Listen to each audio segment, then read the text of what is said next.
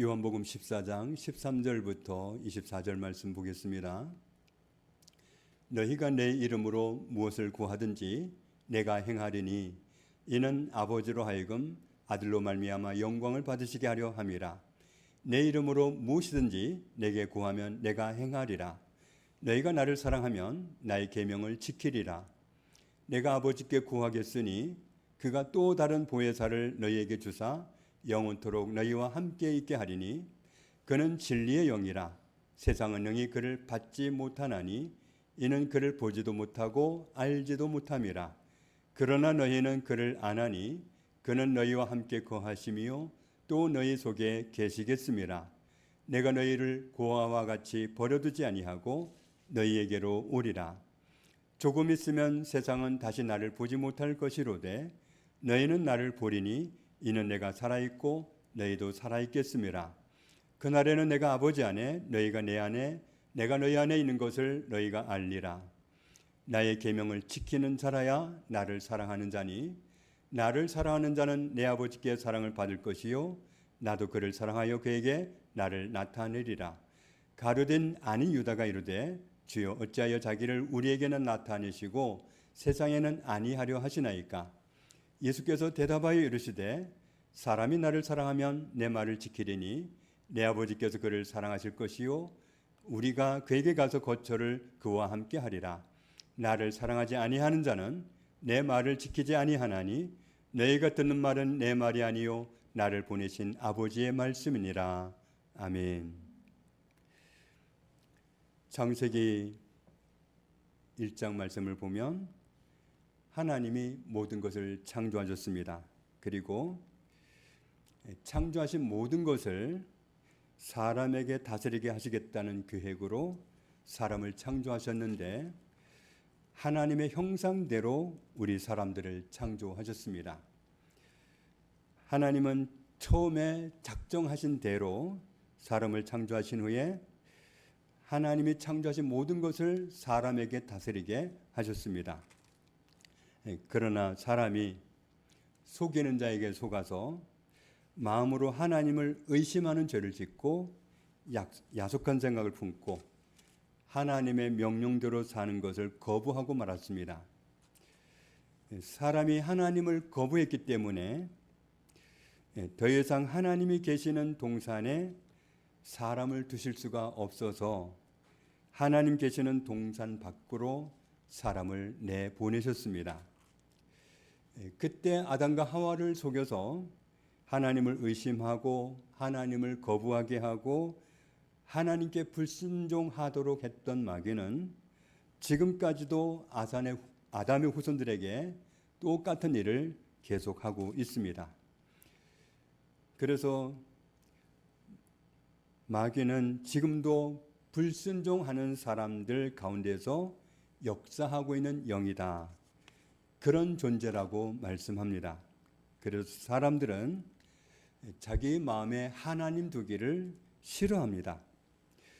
그럼에도 불구하고 우리가 그렇게 하는데도 하나님은 우리를 여전히 사랑하십니다. 부모가 자식이 잘못했다고 해서 그날부로 관계를 정리하진 않잖아요. 그게 바로 하나님의 마음입니다. 모든 사람이 하나님께 잘못을 했는데도 우리를 변함없이 사랑하셔서 아들이신 예수님을 우리에게 구세주로 보내주셨습니다. 하나님이 뻗으신 이 구원의 손길을 믿고 받아들이면 하나님과의 관계가 회복이 되고 영원히 사는 존재가 되게 해주시고 본래대로 우리를 회복시켜 주십니다.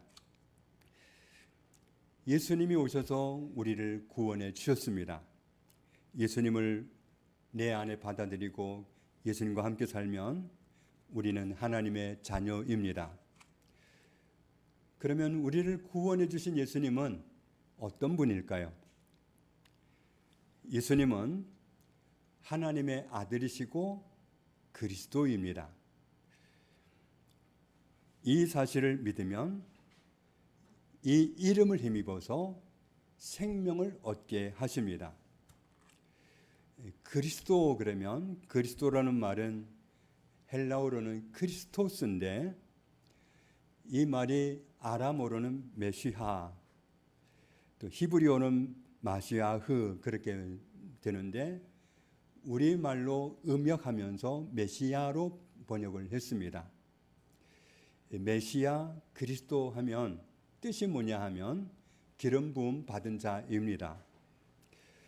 구약시대에 기름 부음을 받아서 되는 직책이 있었는데 선지자, 제사장, 왕 이런 사람들은 기름 부음을 받고서 그 직책을 임명받았습니다.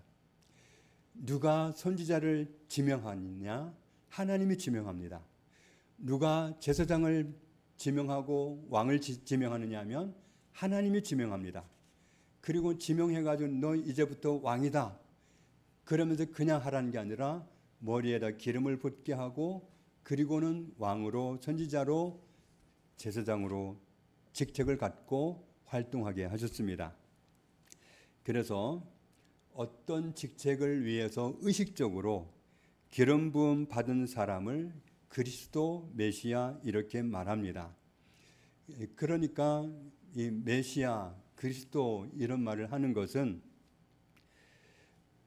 왕에게도 기름을 붓고 선지자에게도 기름을 붓고 제사장에게도 기름을 붓는데 그런 일을 할 때마다 사람들은 마음속에 어떤 기대를 갖고 있느냐 하면 지금은 선지자를 기름 부어서 세우시지만 왕을 기름 부어서 세우시지만 제사장을 기름 부어서 세우시지만 장차 하나님이 기름 부어서 세워서 오셔서 온 인류를 구원하실 그리스도가 오신다. 기름 부음 받은 분이 오신다. 이런 기대를 갖습니다. 예수 그리스도는 예수님이 기름 부음 받았다. 하나님으로부터 기름 부음 받으신 분이시다. 이런 뜻입니다.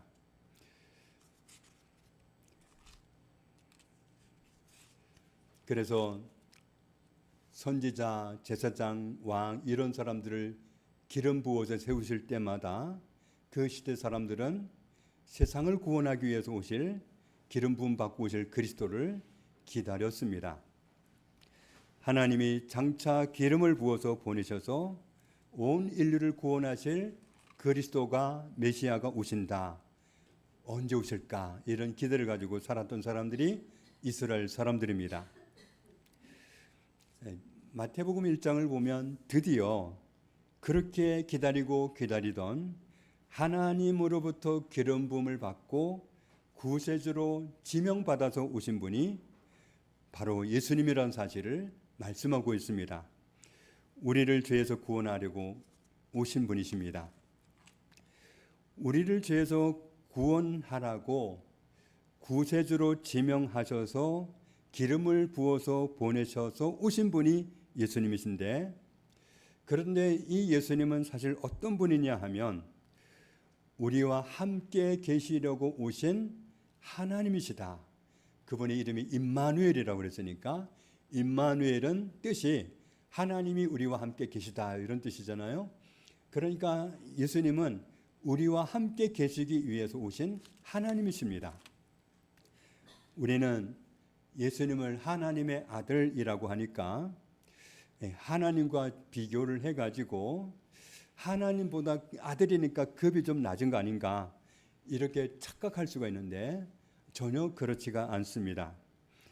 하나님이 우리에게 기름 부어서 보내주실 구세주를 미리 말씀해 주셨는데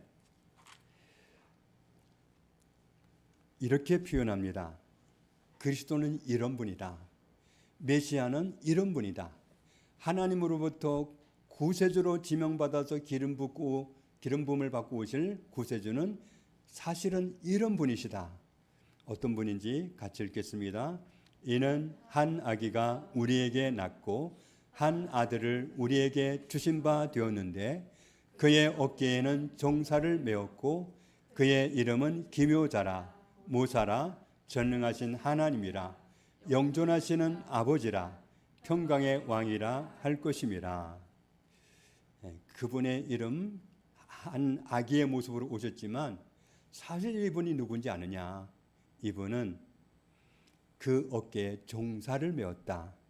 종사라는 말이 통치, 지배 이런 뜻입니다. 통치자라는 겁니다.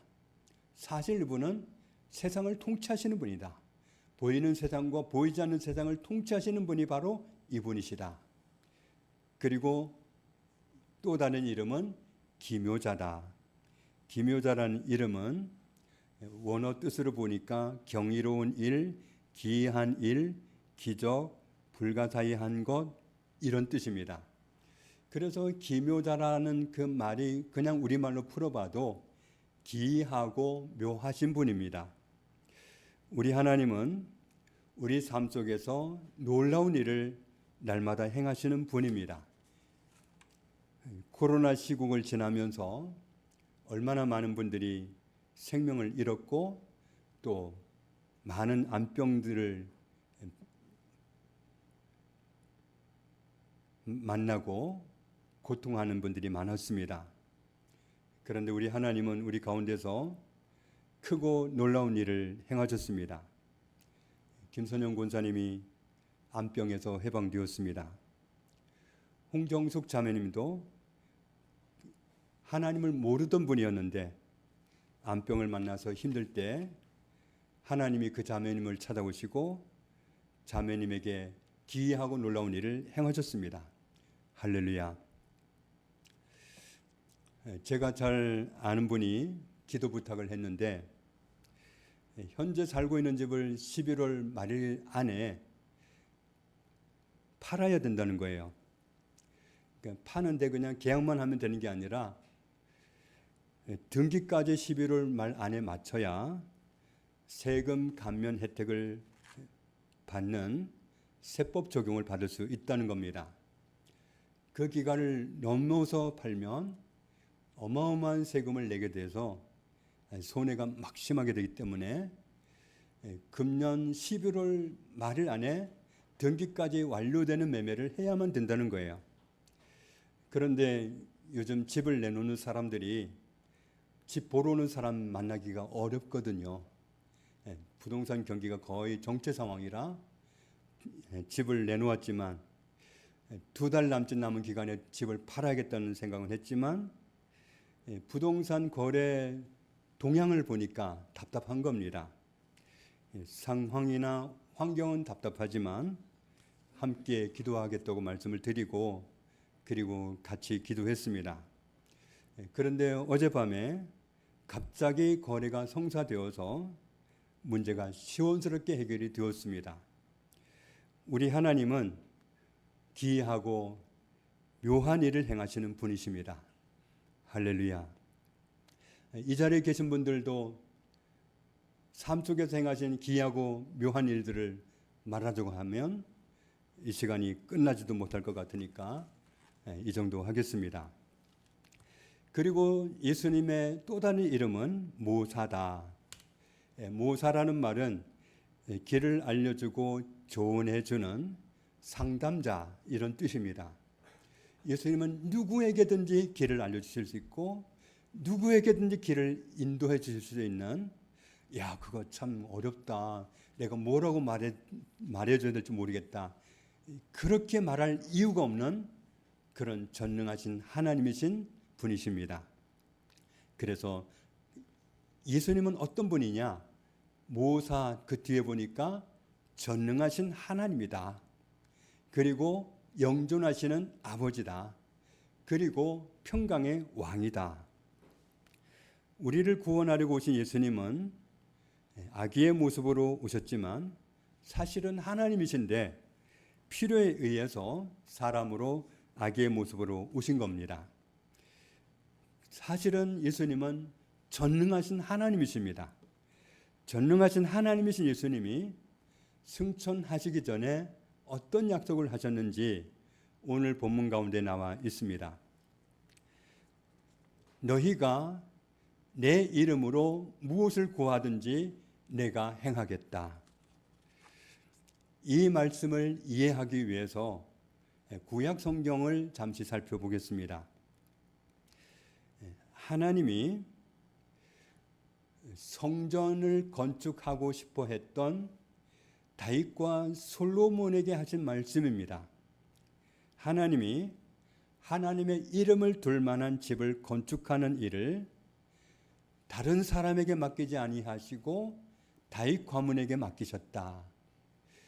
하나님이 솔로몬이나 다윗은 하나님의 성전을 지어서 하나님께 봉헌하고 싶다 이런 마음을 들었으니까 내가 가서 살 집을 건축할 사람으로 다윗 가문을 택겠다 이렇게 말씀 안 하시고 내가 내 백성 이스라엘을 애굽에서 인도하여 낸 날부터 내 이름을 둘 만한 집을 건축하는 일을 하나님의 이름을 두는 그런 집을 건축하기 위해서 많은 지파들이 있지만 다윗 가문을 택했다. 우리가 좀 선뜻 이해하기 어려운 이런 표현을 하고 계십니다. 또 솔로몬에게 말씀하실 때 솔로몬이 건축한 예루살렘 성전, 하나님의 성전을 두고 이렇게 표현하십니다. 주께서 전에 말씀하시기를 내 이름이 거기 있으리라. 하나님께 성전을 지어서 드렸는데 하나님이 뭐라고 표현하시냐면 내 이름이 거기 있으리라. 하나님의 이름이 하나님께 봉헌해서 바친 그 성전에 있으리라. 내가 거기 있으리라고 표현 안 하시고 내 이름이 거기 있으리라 이렇게 표현하셨습니다. 또 열왕기상 9장 3절 중간 부분부터 보면 나는 네가 건축한 이 성전을 거룩하게 구별하여 내 이름을 영원히 그곳에 두며 내 눈길과 내 마음이 항상 거기에 있으리니 내가 거기에 있으리니 이렇게 표현 안 하시고 내 이름을 영원히 그곳에 두겠다. 정말 특이한 표현을 계속하고 계시죠. 또 열왕기 하에 있는 말씀도 보면 끝부분에 내가 이스라엘의 모든 지파 중에서 택한 이 성전과 예루살렘에 내가 가 있겠다 이렇게 안 하시고 내 이름을 영원히 둘지라. 내 이름을 거기에 두겠다. 정말 특이한 표현을 계속하고 계십니다. 예루살렘에 내 이름을 두겠다. 이스라엘 백성들 가운데 내 이름을 두겠다. 예루살렘 성전에 내 이름을 두겠다. 이름을 둔다 이렇게 표현을 하셨는데 우리식으로 쉽게 표현하면 이런 뜻일 것 같아요.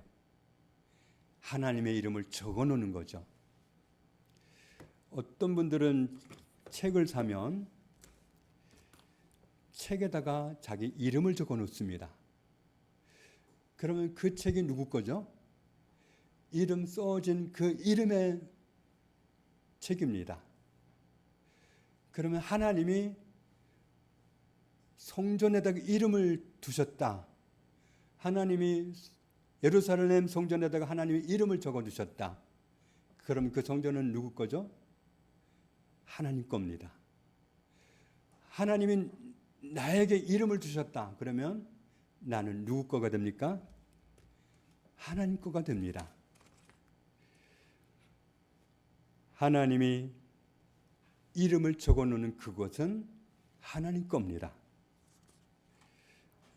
그런데 전능하신 하나님이신 예수님이 오늘 요한복음 14장에서 무슨 말씀을 하느냐 하면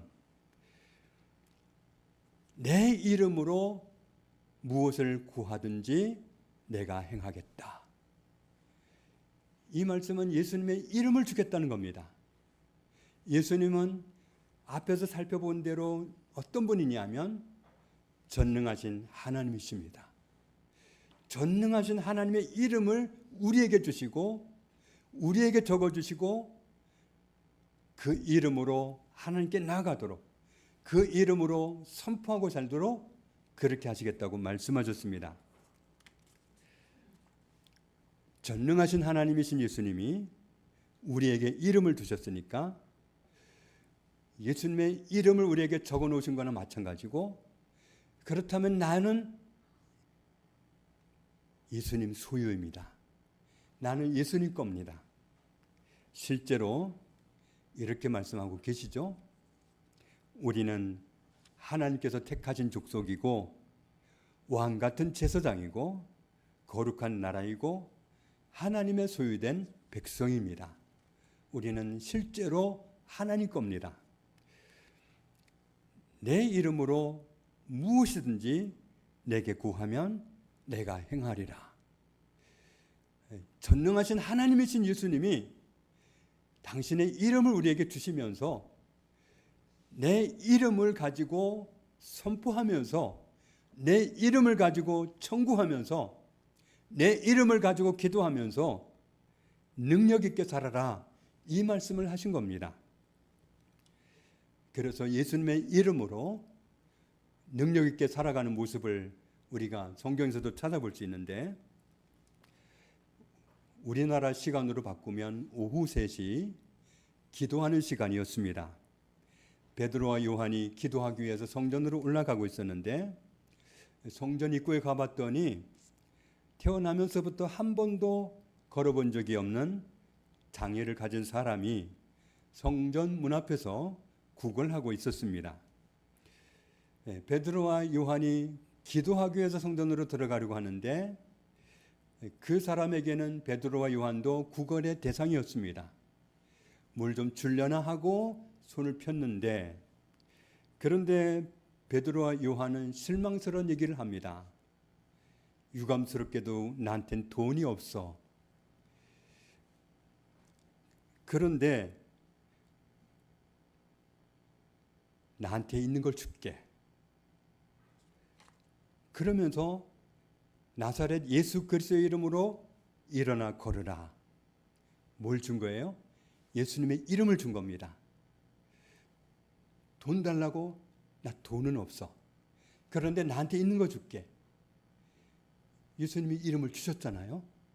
너희가 내 이름으로 무엇을 구하든지 다 행하겠다고 말씀하셨잖아요. 나 돈은 없는데 나한테 있는 게 있어. 나한테 있는 거 줄게. 예수님이 나한테 주셨거든.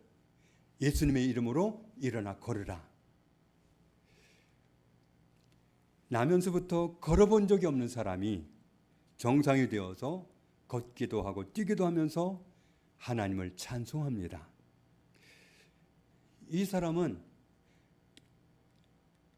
오랫동안 그렇게 살아왔기 때문에 그 사람이 언제부터 못 걸었는지, 언제부터 장애인이었는지, 언제부터 구걸하고 살았는지 다 알아요.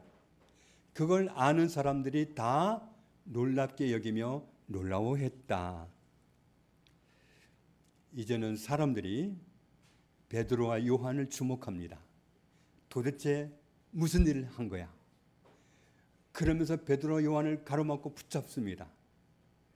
도대체 무슨 일을 한 거야? 도대체 어떻게 이런 일을 한 거야? 하고 매달리니까 이런 말을 하는 거죠. 이스라엘 사람들아, 이 일을 왜 놀랍게 여기느냐?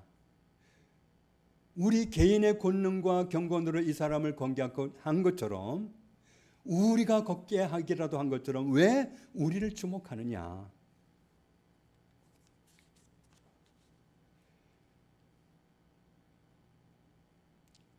이 사람을 누가 일으킨 줄 아느냐? 아브라함, 이삭, 야곱의 하나님, 우리 조상의 하나님이 예수님을 통해서 우리를 구원하려고 보내주셨는데, 그런데 너희가 그를 재판해야 된다고 넘겨줘 버리고 빌라도를 통해서 죽여야 된다고 그렇게 결의해 버리고, 그리고 끝끝내 그와 함께하는 것을 거부했지 않느냐? 그런데 살인한 사람은 놓아주고 너희를 구원하러 오신 분은 그렇게 십자가에 못 박아 죽이는 이 살인자들아, 너희가 생명의 주를 죽였지 않느냐? 그런데 하나님이 죽은 자 가운데서 예수 그리스도를 살리셨다. 우리가 증인이다.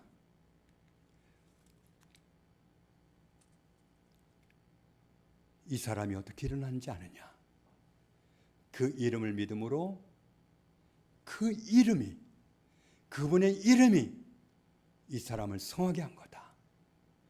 예수님의 이름이 이 사람을 살린 거다. 예수님의 이름이 이렇게 한 거다.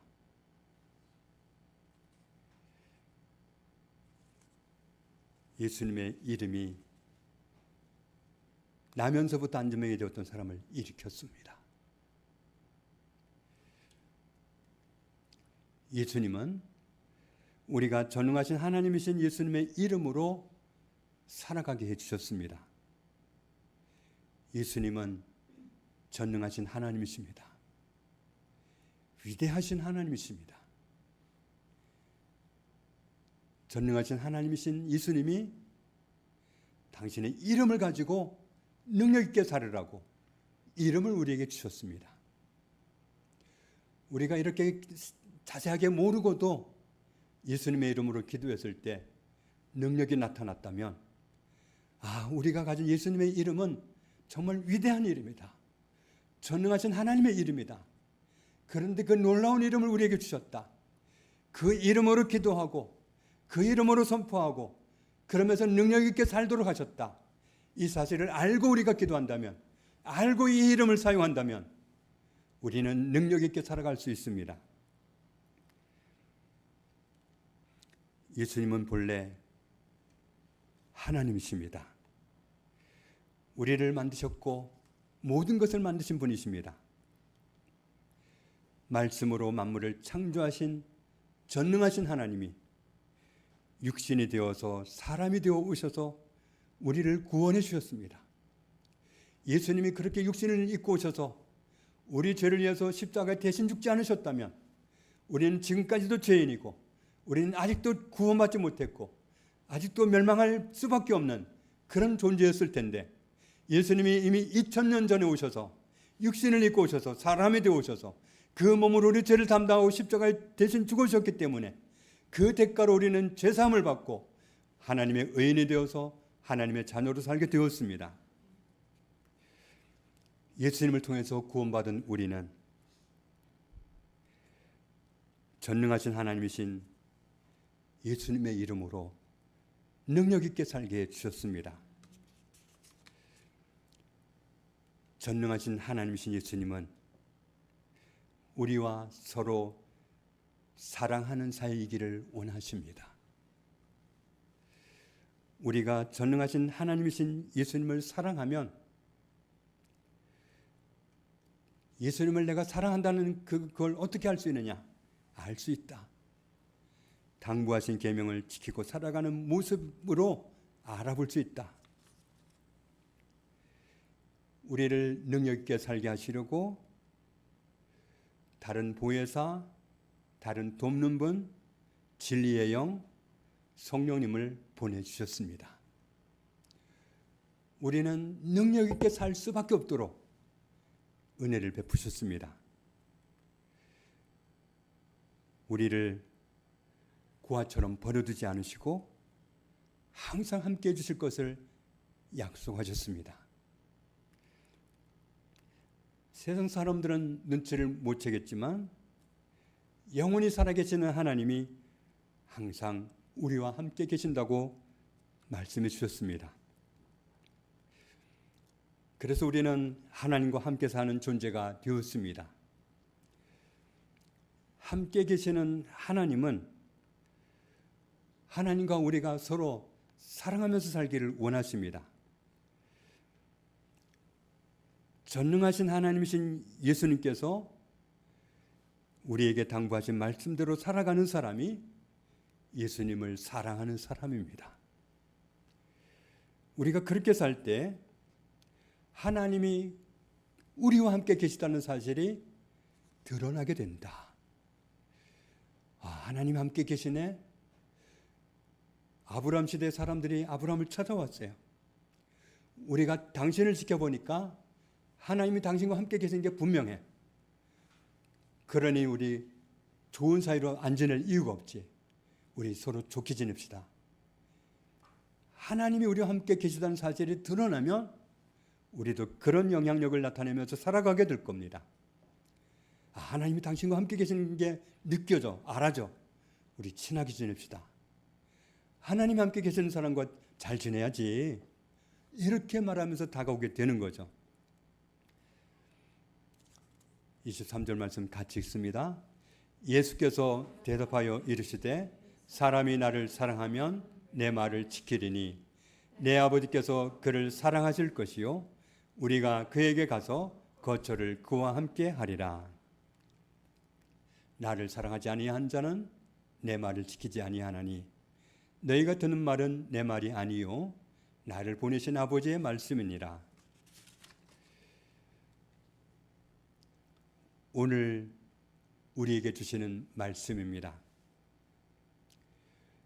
너희는 내 사랑하는 자녀이니 내 이름으로 전능하신 하나님의 이름으로 구하고 기도하고 선포하면서 능력 있게 살아라. 너희는 이 세상에서 정말 무기력하게 살아갈 사람들이 아니다.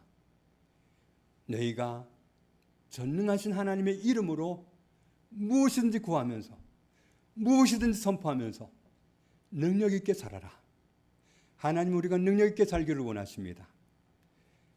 예수 그리스도의 능력 있는 이름으로 전능하신 하나님의 이름 예수님의 이름으로 그렇게 살기를 원하십니다.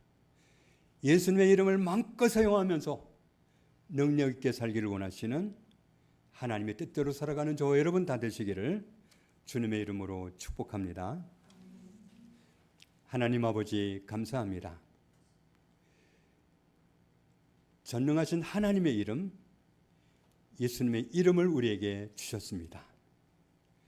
그리고 그 이름을 마음껏 사용하라고 전능하신 하나님의 이름 예수님의 이름으로 선포하고 기도하고 구하고 그러면서 능력 있게 살으라고 우리를 축복해 주셨습니다.